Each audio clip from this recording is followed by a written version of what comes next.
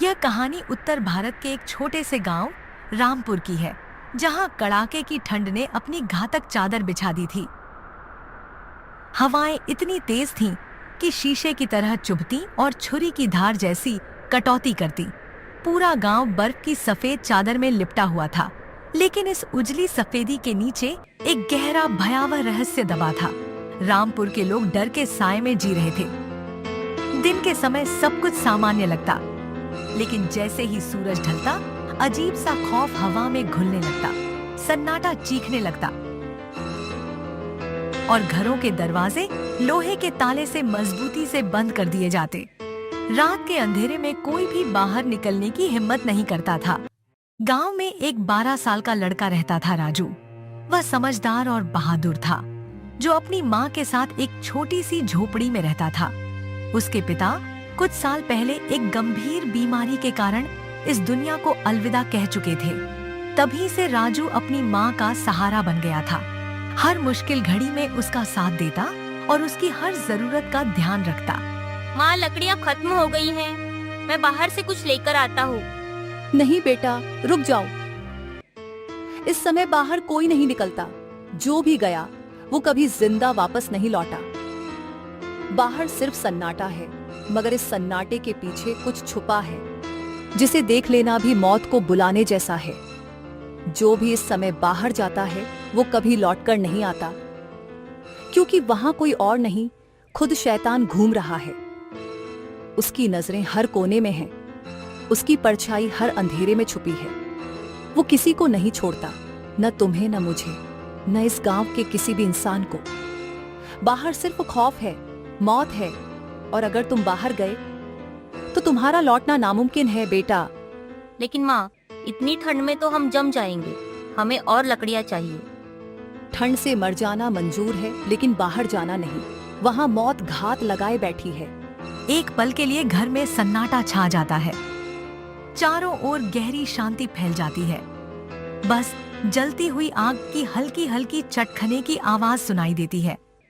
अचानक सन्नाटे को चीरती हुई जंगल से एक भयानक दहाड़ गूंज उठती है।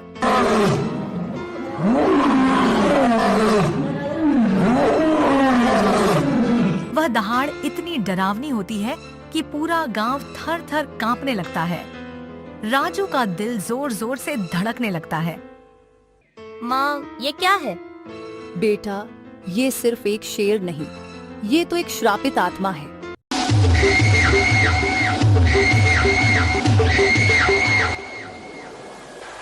जो सदियों से बदले की आग में जल रही है। यह सुनते ही राजू अपनी माँ को जोर से पकड़ लेता है।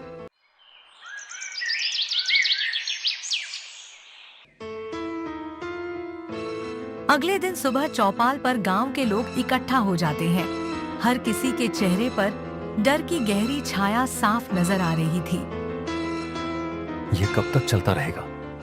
हम कब तक अपने घरों में छिपे रहेंगे? सरपंच जी, हम करें भी तो क्या करें? वो शैतान है। जो कोई भी उसके पास गया वो कभी लौट कर नहीं आया। कहते हैं वो सिर्फ एक शेर नहीं, बल्कि एक भटकती आत्मा है, जो इंसानों से बदला लेना चाहती है। जिसने भी उसे देखने की कोशिश, वह फिर कभी वापस नहीं लौटा। ना उसकी कोई खबर मिली, ना कोई निशान। गांव के बुजुर्गों का कहना है कि उन्होंने उसे अपनी आंखों से देखा है। वह कोई साधारण शेर नहीं। उसकी लाल चमकती आंखें अंधेरे में जलती मशाल जैसी दिखती हैं। उसका कद आम शेरों से कहीं बड़ा है, और जब वह चलता है तो उसके पैरों के निशान जमीन पर नहीं पड़ते।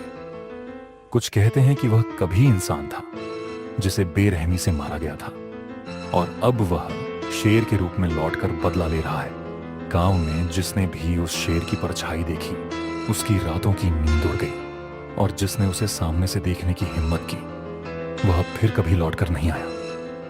एक कोने में राजू चुपचाप सब सुन रहा था। उसकी आंखों में एक सोच थी, और धीरे धीरे उसकी मुट्ठियां कस रही थी। राजू एक फैसला ले चुका था। अगर कोई इसे नहीं रोकेगा तो मैं रोकूंगा। मैं उस शैतान का अंत करके ही रहूंगा, चाहे इसके लिए मुझे किसी भी हद तक क्यों ना जाना पड़े। रात हो चुकी थी। चारों ओर घना कोहरा छाया हुआ था। राजू एक हाथ में जलती हुई मशाल लिए जंगल की घनी अंधेरी राहों पर बढ़ता चला जा रहा था। हर कदम के साथ उसके पैरों के नीचे सूखे पत्ते चरमराकर टूटते जा रहे थे। ठंडी हवा सरसराती हुई पेड़ों की शाखाओं को हिला रही थी और पूरे जंगल में एक अजीब सी सन्नाटा पसरा हुआ था, मानो कोई अनदेखी निगाहें उसे छुपकर देख रही हों। अचानक एक झाड़ी तेजी से हिलती है। राजू तुरंत रुक जाता है। उसकी सांसें तेज हो जाती हैं। तभी एक जोरदार दहाड़ गूंजती है।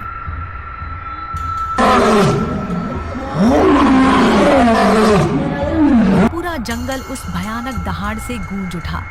पेड़ों की शाखाएं जोर जोर से हिलने लगी, जैसे कोई अदृश्य शक्ति उन्हें कंपा रही हो। घने झाड़ियों के पीछे से एक भयानक काली छाया धीरे धीरे बाहर निकली। आखिरकार वह शैतान पहली बार राजू को नजर आया।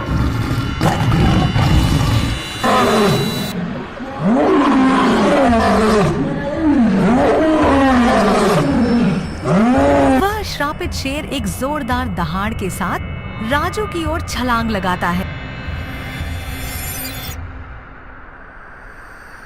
राजू बिना समय गवाए मशाल लेकर आगे बढ़ जाता है और देखते ही देखते पूरा जंगल भयंकर रोशनी से जगमगा उठता है।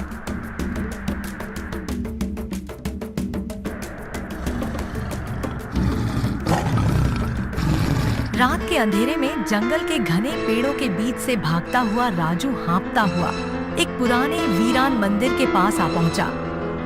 उसका दिल जोर जोर से धड़क रहा था और सांसें तेज हो चली थी।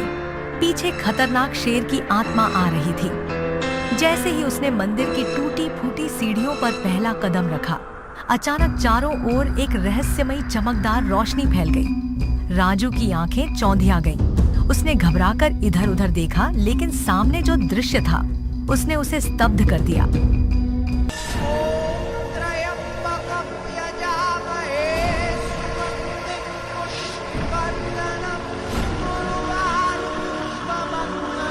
उस रोशनी के बीच से एक वृद्ध पुजारी की आत्मा प्रकट हुई। उनका मुख तेजस्वी था, नेत्र गहरे और शांत, और शरीर दिव्य प्रकाश से आच्छादित। मंदिर की टूटी दीवारों के बीच उनकी उपस्थिति मानो किसी रहस्य से पर्दा उठा रही थी। राजू डर और विस्मय से कांप उठा। यह आत्मा कौन थी और क्या वह उसकी सहायता के लिए आई थी या किसी और उद्देश्य से? कुछ समय के शांत वातावरण के बाद वह आत्मा गंभीर स्वर में बोली, राजू, इस शैतान को हराने के लिए तुझे इसकी आत्मा का गहरा रहस्य समझना होगा। जब तक तू इसकी असली शक्ति और कमजोरी को नहीं जानेगा, तब तक इसे पूरी तरह परास्त करना नामुमकिन होगा। अगर कोई इसे नहीं रोकेगा तो मैं रोकूंगा। मैं उस शैतान का अंत करके ही रहूंगा, चाहे इसके लिए मुझे किसी भी हद तक क्यों ना जाना पड़े। बाबा बताइए, इसका अंत कैसे होगा? यह शैतान पहले एक इंसान था, लेकिन गांव वालों ने इसे धोखा देकर बेरहमी से मार डाला। अन्याय और दर्द से भरी इसकी आत्मा बदले की आग में जल उठी। अब यह भटकता हुआ प्रेत बन चुका है, जो हर रात गांव में दहशत फैलाता है। कई बार इसे रोकने की कोशिश की गई, मगर हर प्रयास नाकाम रहा। कहा जाता है कि जब तक इसकी कंकाल को पवित्र अग्नि में जलाकर भस्म नहीं कर दिया जाता, तब तक इसका श्राप समाप्त नहीं होगा। ठीक है बाबा, अब इस शैतान का अंत निश्चित है। राजू इतना बोलकर अधिक समय न बिताते हुए वहां से जल्दी निकल जाता है। राजू हाँफता हुआ अंधेरे में भागता चला जा रहा था। उसके पीछे वो भयानक शैतान पूरी ताकत से दौड़ रहा था। उसकी डरावनी गूंजती हुई चीखें रात के सन्नाटे को चीर रही थीं। राजू की सांसें तेज हो चली थीं, लेकिन वह रुका नहीं। उसे हर हाल में अपनी जान बचानी थी। भागते भागते वह एक पुराने खंडहर के पास आ पहुंचा। टूटी फूटी दीवारें, बिखरे हुए पत्थर और वीरान सन्नाटा, सब कुछ भूतिया और डरावना लग रहा था। डर और घबराहट के बीच राजू की नजर एक समाधि पर पड़ी, जो खंडहर के बीच अकेली खड़ी थी। उसे लगा जैसे यही उसकी आखिरी उम्मीद हो सकती है। बिना कुछ सोचे वह बिजली की तेजी से समाधि के पास पहुंच जाता है।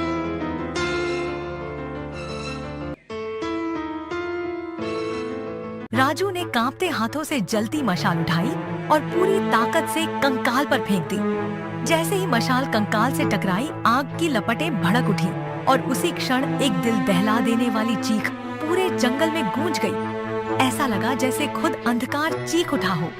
शैतान की आत्मा तड़पने लगी। उसकी भयावह चीखों से पेड़ कांप उठे, पक्षी घबराकर उड़ने लगे और जमीन में कंपन होने लगा। हवा तेज हो गई, जैसे किसी अदृश्य ताकत ने पूरे जंगल को हिला दिया हो।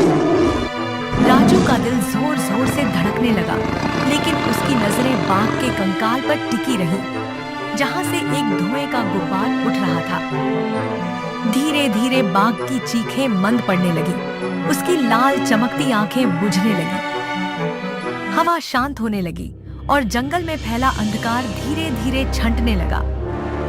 कुछ ही पलों में बाघ की आत्मा धुएं में विलीन हो गई और फिर हर ओर एक गहरी शांति छा गई। बाघ की आत्मा आखिरकार मुक्त हो चुकी थी। सूरज की पहली किरण जमीन पर पड़ते ही गांव जाग उठा।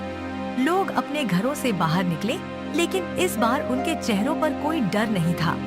हर नजर में सुकून और विश्वास झलक रहा था। गांव की पंचायत के बीचों बीच राजू खड़ा था।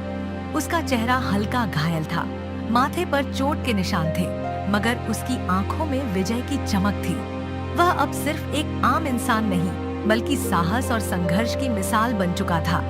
बेटा, तूने सिर्फ एक शैतान का अंत नहीं किया, तूने एक पुराने श्राप की जंजीरों को तोड़ दिया है। सदियों से जो अंधकार फैला हुआ था, आज वह तेरे साहस और पराक्रम से मिट चुका है। गांव वाले जोरदार तालियां बजाते हैं। माँ आगे बढ़कर राजू को गले लगा लेती है। उसकी आंखों में आंसू थे, मगर ये आंसू डर के नहीं, सुकून के थे।